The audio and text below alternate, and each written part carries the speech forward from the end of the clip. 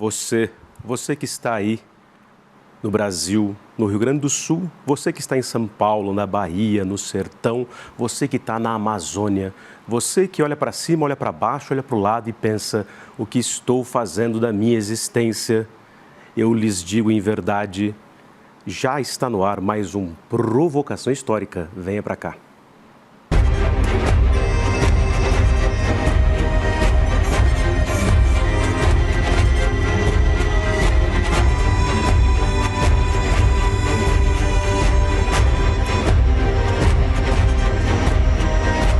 Provocação Histórica. Olá, olá, olê, olê, olê, olá. Está começando, vocês sabem, mais um Provocação Histórica ao vivo pelos canais do Instituto Conhecimento Liberta, no Facebook, no Instagram, no Twitter, no YouTube e em todas as plataformas pós-pandêmicas e virtuais desse nosso mundo invariavelmente cheio de guerras. Está começando mais um Provocação Histórica ao vivo pelos canais do Edu Moreira em todas as plataformas pós-pandêmicas e virtuais desse nosso mundo não tão admirável assim, ou muito admirável, a depender de vocês, nosso grande público do Provocação Histórica e do Instituto Conhecimento Liberta. Eu peço a vocês, vamos fazer a palavra da história e da filosofia vagar e devagar nesse mundo, aleluia, curtindo, compartilhando e fazendo a palavra da história viajar pelas 4 partes do mundo. A essa altura você já sabe, eu sou o Lindenay Pareto, um historiador e um professor de história num Brasil que tem um intenso, virulento, violento passado pela frente, como vai dizer aqui também o meu convidado especial de hoje. E estou aqui mais uma vez no Provocação Histórica, narrando o passado brasileiro para tentar expurgar um pouco os demônios autoritários de nossa história. Desde 2021, com vocês aqui no ICL, fazendo Provocação Histórica. Senhoras e senhores, quando começa o Provocação Histórica em 2021, vocês sabem, a gente estava no auge ainda do mundo pandêmico, as vacinas já estavam surgindo, mas estávamos sob o signo daquele que foi certamente o presidente mais fascista, digamos assim, da história do Brasil, com todos os estereótipos, inclusive, e diante disso tentávamos ministrar aulas em nossas universidades, em nossas escolas, e muitos de nós, né, ao invés de pensar só no conteúdo, como queriam muitos dos nossos chefes e coordenadores, a gente falava: não é possível falar de qualquer coisa nesse país, a gente não denunciar a política genocida, o Estado suicidário brasileiro, como vai dizer meu convidado, como cunhou o meu convidado de hoje. E aí, entre outras coisas e causas, eu via de longe, lendo um texto ou outro, suas colunas, parte dos seus livros, ouvindo a sua boa fama de grande pensador na USP desde os anos 2003, e sempre usei, com a licença do cuidado da citação e da poesia que lhe é característica, as suas frases, as suas análises, inclusive dizendo: como pode vocês acreditarem que um governo que põe 8 mil militares no Planalto vai sair assim de uma hora para outra se perder as eleições? E foi o que se viu no gabarito aqui daquilo que é o autoritarismo do mundo bolsonarista nesse país. Senhoras e senhores, tudo isso para dizer que desde o começo desse Provocação Histórica, eu sempre quis convidar esse sujeito que às vezes parecia para nós no mundo uspiano um tanto distante do ponto de vista porque já era um grande intelectual, mas ao mesmo tempo sempre foi um sujeito da seara pública, do debate, da disputa, inclusive política, no próprio mundo partidário, ou seja, sempre deu aqui a face para o mundo público para debater, afinal, o que é esse país. Afinal, o que é ética, psicanálise, epistemologia, o que é a vida das ciências humanas no mundo? Por isso eu estou muito feliz e emocionadinho, como dizem os jovens, de receber aqui no palco do Provocação Histórica um dos nossos maiores intelectuais públicos, Vladimir Pinheiro Safatli. Seja muito bem-vindo ao Provocação Histórica, meu querido. Uma alegria te receber, finalmente, né? Claro. Eu estou muito feliz também por estar aqui com você. Voilà.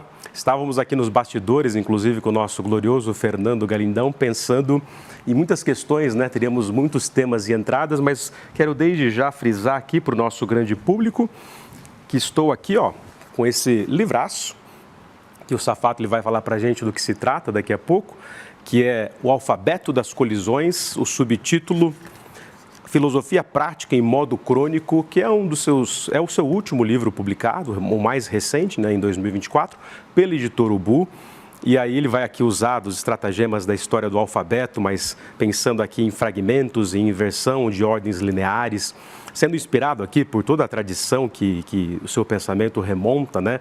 Passando pela filosofia iluminista, mas no século XX culminando em Deleuze, Guattari, próprio Adorno e a teoria crítica, enfim, está tudo aqui nesse livro delicioso de ler, inclusive numa outra forma de escrita que ele vai falar para nós. Então está aqui, ó, o Alfabeto das Colisões.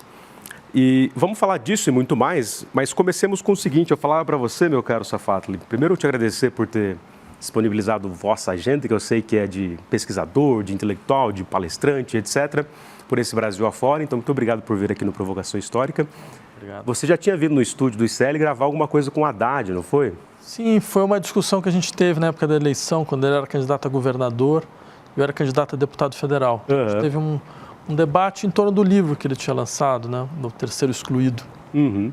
E aí já conhecia aqui um pouco, mas não conhecia o estúdio maior aqui, né?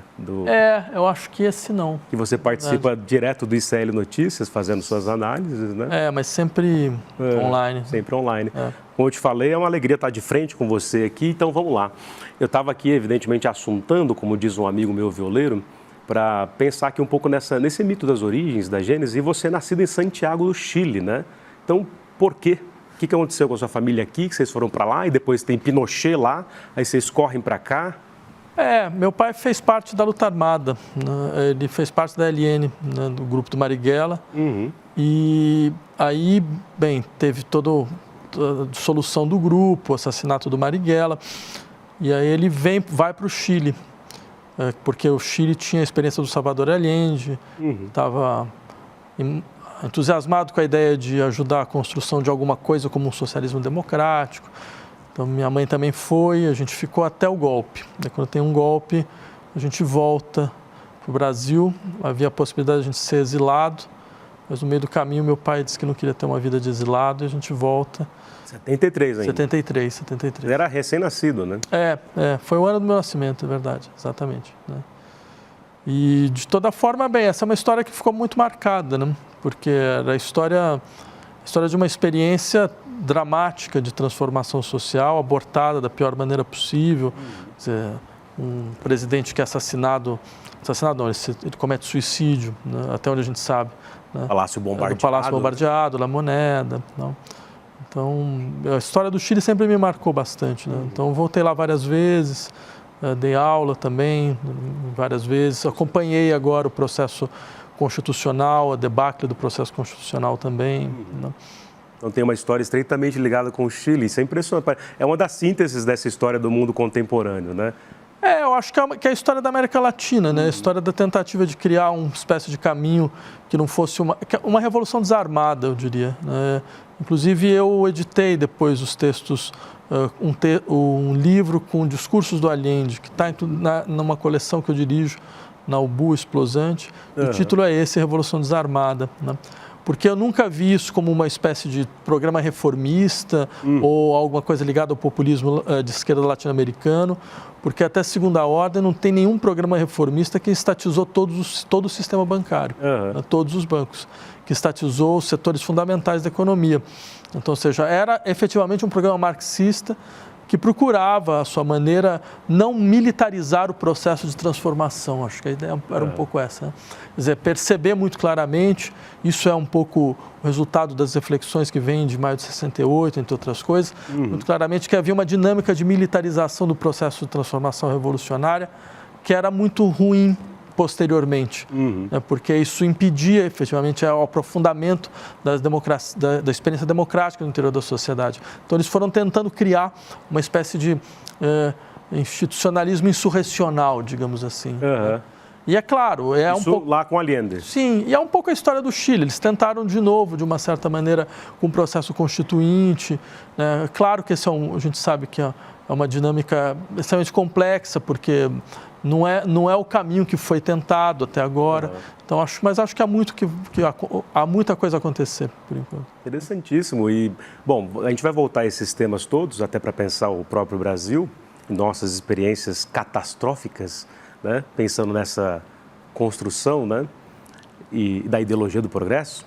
Mas aí você cresce em Brasília. Quando foi ele que o menino Safatli, filho de um economista, o Fernando Safatli, que foi da luta armada, sua mãe também era das ciências humanas? Sim, minha mãe também era economista. É? Também. E aí você, absolutamente influenciado ali, mas você imaginava que você fosse fazer filosofia? Quer dizer, na verdade, você fez também publicidade e propaganda, né? Que todo mundo tem um passado. Mas interessante para perceber certos processos, né? Digamos assim, era família de imigrantes, né? Então, quando eu falei que ia fazer filosofia, todo mundo levou um susto. Falou, nossa, a gente vai ter que pagar você o resto da vida. Aí eu inventei um outro curso. Para dar aquela... Na verdade, a história ainda é pior. Eu escondi que fiz filosofia. Você ficou um tempão sem falar que estava na graduação em filosofia na USP. Eu menti deliberadamente. Quando eles ficaram sabendo? Graças a Deus que eu não sou kantiano, não tem problema com isso. Senão eu teria ficado com traumas. Eu havia prometido que não ia prestar filosofia. Então eu prestei aqui do lado, propaganda e marketing, na Escola Superior de Propaganda e Marketing. Né? SPM, né? SPM, exatamente. E aí eu prestei os dois ao mesmo tempo. Né? E eu não falei que tinha passado no outro. Foi a minha mãe que soube. Porque minha mãe conhece bem os filhos que tem, então ela não confiava, né? Aí ela leu no jornal, quando saiu o nome. Aí quando ela saiu o nome... Exato, eu devo ter sido a única pessoa que levou um tapa quando passou na Universidade de São Paulo. Porque ela me deu um tapa, falou, mas você prometeu que eu não ia fazer. Aí eu falei, não, rigorosa. Mas eu falei, não, mas eu vou fazer os dois. Aí ela não contou. Aí eu fui contar mesmo no final, no último semestre. Né? Caramba, e você levou os dois mesmo? Levei os dois. De manhã e à tarde. Fio a pavio? Era uma disfunção cognitiva absoluta. Eram dois mundos completamente diferentes. Falar para o João César de Castro Rocha, né? Uma dissonância cognitiva. Exato, absoluta. Mas não, fascinante. E, bom, muito bem. Mas aí você, na filosofia, na Universidade de São Paulo, entra numa tradição filosófica já, digamos, não necessariamente uma filosofia brasileira, mas foi orientado ali pelo Bento Prado Júnior, né? Que é esse filósofo brasileiro, ainda pouco conhecido, no fim das contas, pelo grande público, né? Ele é o responsável por eu ter ficado na filosofia. A verdade é essa mesmo. Quando eu termino, então eu ainda tinha uma dúvida do que fazer, de se é para um lado ou se é para o outro, né? Aí pensei em fazer um mestrado, e mesmo com o mestrado, ele era meu professor, eu ainda tinha uma certa oscilação. Eu lembro muito bem como isso mudou. Foi uma aula dele, na verdade. É uma aula onde ele começa a falar sobre o discurso da primeira pessoa em filosofia. As meditações de Descartes, os pensamentos do Pascal, as confissões do Rousseau. E quando ele começa a ler as confissões, ele lê também um outro livro chamado Rousseau, Juiz de Jean-Jacques. E ele se emociona e começa a chorar. E pede para parar a aula, né? E eu levei um susto. Começa a chorar mesmo? Ele escapa uma lágrima e tal, ele fica com a voz embargada, né? E eu levei um susto porque eu nunca tinha imaginado que uma experiência conceitual pudesse ser forte a esse ponto de fazer você abalar nos seus afetos mais profundos, né? E depois foi engraçado como as decisões ocorrem, né? No momento eu não percebi quão forte tinha sido aquilo. E passou um tempo, eu vi que a filosofia foi se tornando uma coisa completamente natural. E eu entendi que tudo tinha começado lá, né? Com ele, né? E de fato, ele era uma figura muito impressionante, principalmente no que diz respeito à maneira como que ele fazia filosofia. Ele simplesmente ignorava fronteiras, né? Ele conseguia mobilizar tradições normalmente díspares, né? Então, a tradição da filosofia anglo-saxã, os debates de filosofia analítica, Wittgenstein, a tradição do pensamento francês contemporâneo. Ele deve ser a única pessoa que era capaz de ler autores tão díspares quanto Deleuze e Wittgenstein, por exemplo, e escrever um texto sobre os dois, né? Então, e essa soberania que ele tinha de não só nisso, mas também de estabelecer relações a todo momento, filosofia e literatura, filosofia e antropologia, filosofia e psicanálise, era completamente a antípoda do que a gente tinha aprendido no Departamento de Filosofia da Universidade de São Paulo. Era bem mais quadradinho, né? Que era um figurino magro, né, de filosofia. Era o comentário de texto, era o vínculo a tradições específicas, né? Então você não tinha muito essa liberdade digamos, de sobrevoar, né? E isso era visto com muito maus olhos. Ele podia, porque, bem, primeiro era ele, segundo ele era um aristocrata, ele era um Almeida Prado, então ele tinha digamos, essa segurança aristocrata, só que ele soube utilizá-la bem, né? Caio Prado Júnior também tem? É meio isso, né? Caio Prado, são essas, o Paulo Emílio Salles Gomes, são essas figuras meio tutelares, né? Então, se não fosse ele, eu não teria continuado, tenho uma quase completa certeza. Maravilha, essas histórias como o afeto dele aflorando ali, a lágrima caindo, isso marca tantos estudantes, né? Acho isso tão importante para a gente até depois, a posteriori, reconstituir por que a gente fez certas escolhas na vida, né? Sim, com certeza.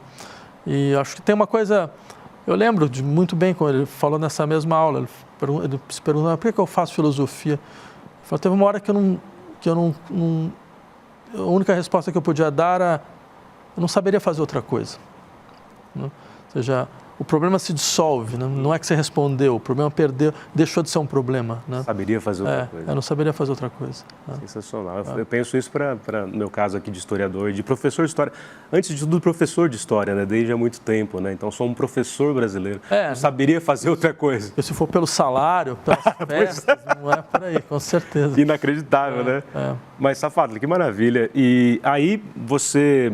Acho que já no doutorado tem a oportunidade de estudar na França, né? Você já tinha ido, já era um menino, digamos, bilíngue ou poliglota? Como é que foi essa história? Como que é cair nesse mundo francês? Eu digo isso porque só depois dos 30 anos, bastante working class sempre fui, pai operário, irmão que perdeu o dedo em fábrica, aquela coisa toda.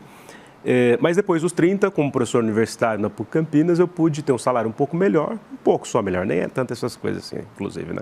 Mas o fato é que eu pude visitar alguns lugares que eu nunca visitei. Sei lá, nunca achei que fosse gostar de Nova York, mas sou um historiador da arquitetura e do urbanismo. Eu fiz doutorado na FAO, né? Na FAO-USP, lá com a Beatriz Bueno, que foi orientando o Nestor Goulart. Mas aí comecei a ver esse mundo citadino, esse mundo cosmopolita, esse mundo citado pelos Flanet, né? De Baudelaire ao Benjamin, passando por grandes figuras e, no fim das contas, passando por você aqui no Brasil e pelo seu orientador lá, o Badiou, né? E aí, quando que você viu que esse mundo francês tinha um culto cívico à intelectualidade que a gente, de fato, percebe diferente naquele mundo francês? Ou estou falando besteira? Não, na verdade, no meu caso, foi mais trivial, porque eu queria fazer um trabalho sobre Lacan, Jacques Lacan, psicanalista, né? Estava começando só a se popularizar aqui, né? Não era ainda uma figura tão presente no debate da cultura, embora, bem, mais ou menos, desde os anos 70 tinha, porque a introdução da psicanálise no Brasil é uma introdução dupla também, ela tem uma dupla via, tem a introdução médica e a introdução literária. A introdução literária está desde o primeiro modernismo brasileiro. Desde o Mário, né? Desde o Mário, desde o Oswald, né? O Oswald tem a tese de doutorado, a tese recusada dele sobre a filosofia messiânica, tem páginas e páginas sobre o Freud. Essa presença ela vai ser impulsionada pela entrada do lacanismo no final dos anos 60, começo dos anos 70 no Brasil, porque aí ele pega um eixo, que é o eixo estético-literário, né? Que é um momento também da explosão de psicoterapias no Brasil. É um caso muito singular o Brasil nessa história, porque no momento da ditadura é o momento que a psicanálise cresce, né, no Brasil, né, nos anos 70. Pela repressão? Vários motivos? Então, tem vários motivos.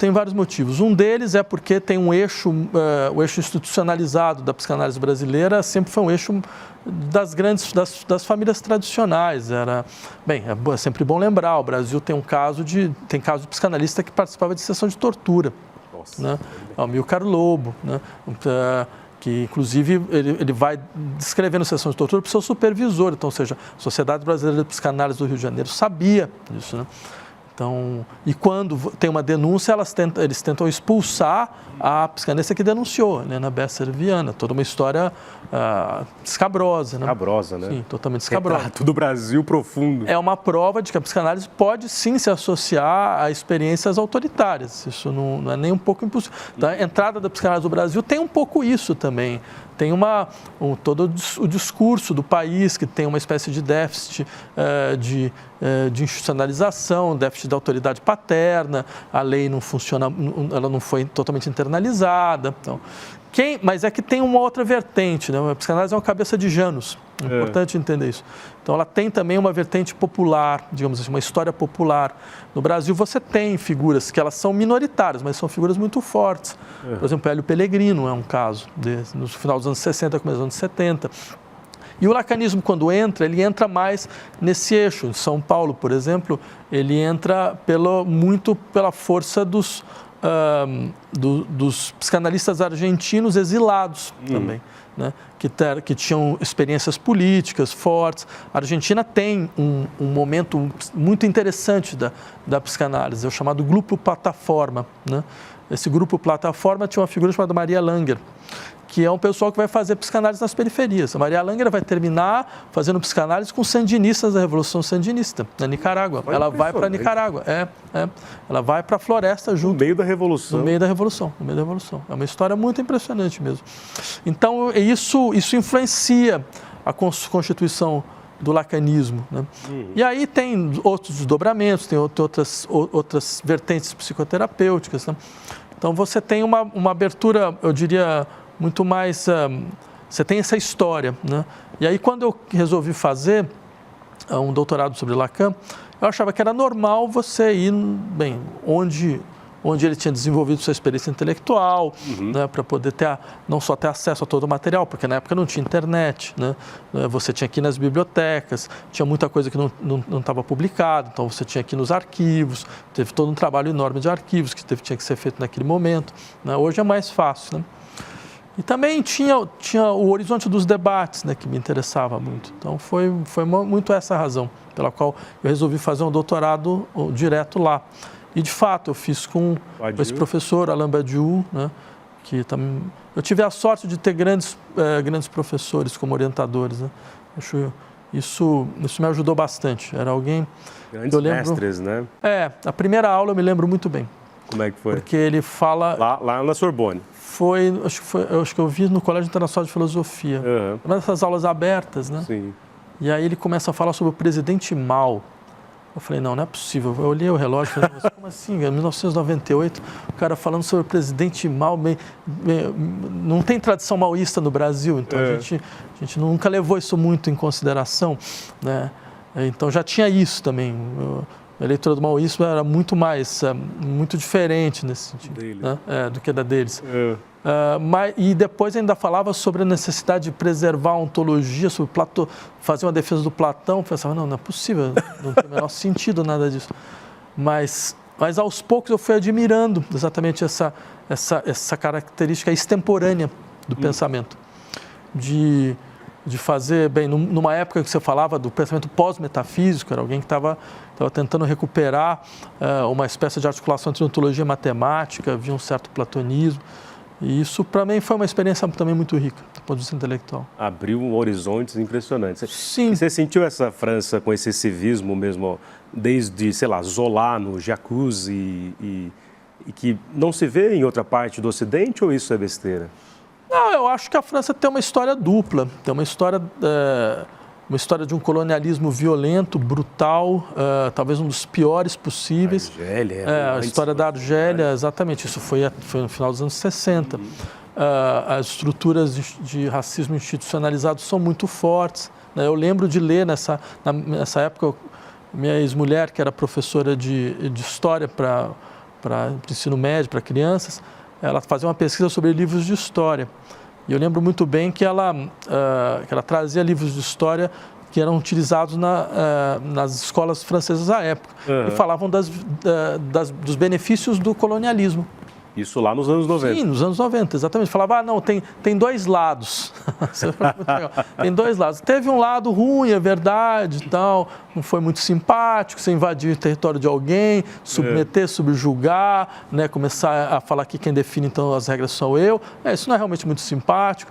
Mas, por outro lado, bem, tiveram desenvolvimentos tecnológicos importantes, trouxe o desenvolvimento, toda aquela discussão que a gente conhece muito bem. Isso foi agora. Não sei como está agora, eu imagino que não se fala, mas espero que não. Mas, de toda forma, isso mostra um tipo de processo histórico muito mal elaborado, eu diria, o mínimo que se possa dizer. E tem a história digamos, da França revolucionária, né?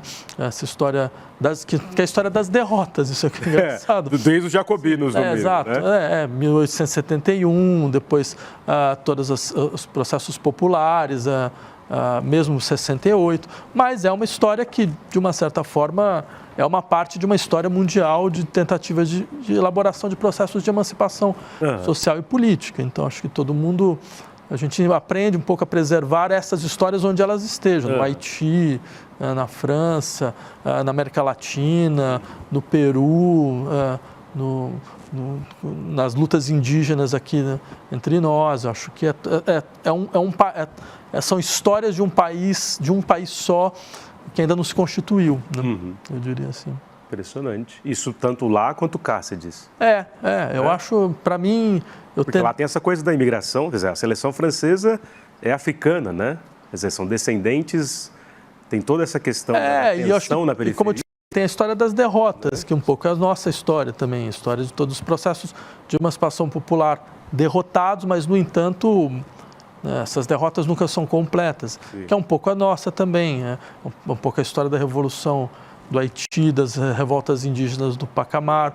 Eu dei um curso uma vez chamado Violência e Insurreição Popular, que eu tentava fazer um pouco essas histórias, recuperar todas essas histórias. Isso lá no Departamento de Filosofia? No Departamento de Filosofia, exatamente. Na época que o Bolsonaro estava no governo. Sim. Porque quando ele estava no governo, todo mundo começou a dar aulas, sei lá, de Boécio, qualquer coisa parecida.